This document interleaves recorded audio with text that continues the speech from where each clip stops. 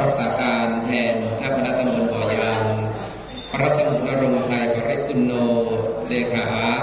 รองเจ้าคณะอำเภอสว่างอารมณ์ท่านพระครูประหลัดสมยศอันตสาโร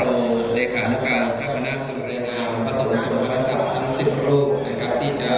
เป็นองค์เจริญพุทธมนต์ในงานพิธีฉลองสัญญบัตรพระยศ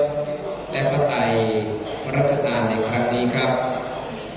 นอกจากนั้นนะครับเราได้รับความเมตตาจากพระราชอุทัยโสพลเจ้าคณะจังหวัดอุทัยธานีนะครับได้มาเป็นวงแสดงพระสัทธรรมเทศนาในวันนี้ด้วยนะครับและได้รับความเมตตาจากท่านพระครูอุทัย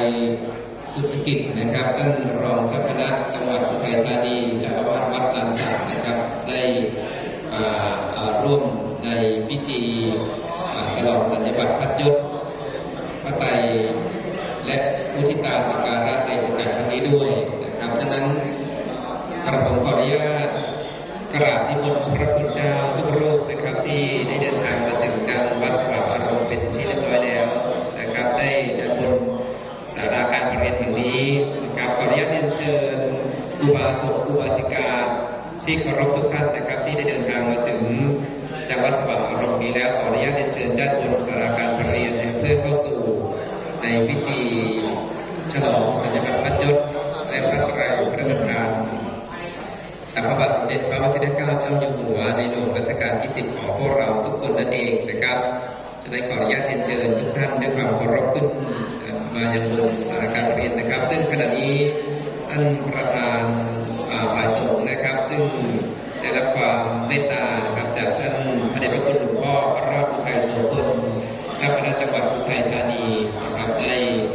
มาเป็นประธานในวันนี้ซึ่งท่านได้เดินทางมาถึงและมาถึงดังบนศาลาการประเรียนแล้วนะครับตลอดจนท่านประธานฝ่ายคารวะนะครับท่านพนักนิมสมบูรณ์ท่านได้อำเภอสว่างอารมณ์ก็ได้เดินทางมาถึงแล้วเช่นเดียวกันดังนั้นขออนุญาตเชิญทุกท่านด้วยความเคารพนะครับเมื่อถึงกำหนดเวลา 9 นาฬิกาตรงนะครับผมจะนำทุกท่านเข้าสู่พิธีนะครับโดยการที่นะครับขอได้เชิญท่านประธานจุดธูปเทียนเข้าสู่พิธีในการฉลองสัญญบัตรพระยศและพระไตรในครั้งนี้ร่วมกันเลยนะครับฉะนั้นก็โอกาสนี้ขออนุญาตเรียนเชิญขออนุญาตกราบนิมนต์พระคุณเจ้าทุกรูปนะครับพระเถรานุเถระที่เดินทางมาถึงยังวัดสว่างอารมณ์แห่งนี้เป็นที่เรียบร้อยแล้วขออนุญาตเรียนเชิญด้านบนศาลาการประเรียนขออนุญาตนิมนต์บนศาลาการประเรียนนะครับขออนุญาตเรียนเชิญนะครับพุทธบริษัทนะครับอุบาสกอุบาสิกานะครับที่เดินทางมาถึงยังบริเวณวัดสว่างอารมณ์แห่งนี้แล้วนะครับได้ขึ้นมายังบนศาลาการประเรียนนะครับเพื่อเข้าสู่พิธีร่วมกันครับชื่อเดิมท่าน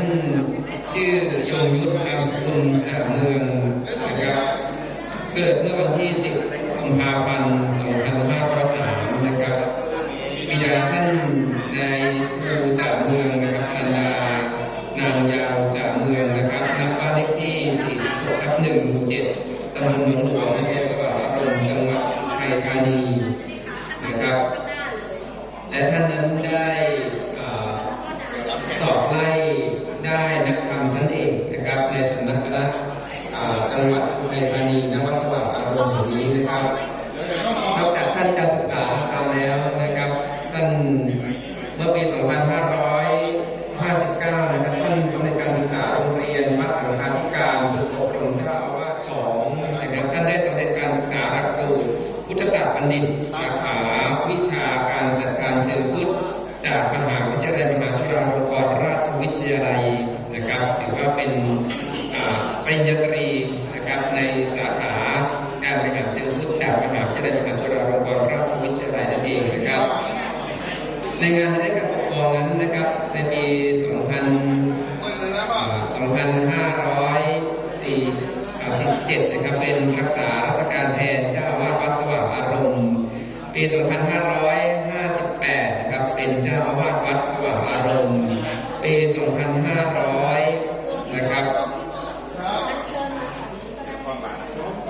ได้เป็นเจ้าคณะตำบลสว่างอารมณ์นะครับพระราชทานนะครับ จากนั้นท่านก็ได้ปฏิบัติหน้าที่ด้านการปกครอง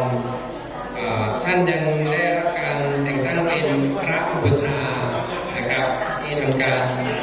บรรพชาและอุปสมบทให้กับพุทธศาสนิกชนได้นั่นเองฉะนั้นวันนี้เองถือว่าท่านได้รับพระราชทานนะครับสมณศักดิ์นะครับสัญญบัตรพัดยศและพระไตรพระราชทานในครั้งนี้ถือว่าเป็นการที่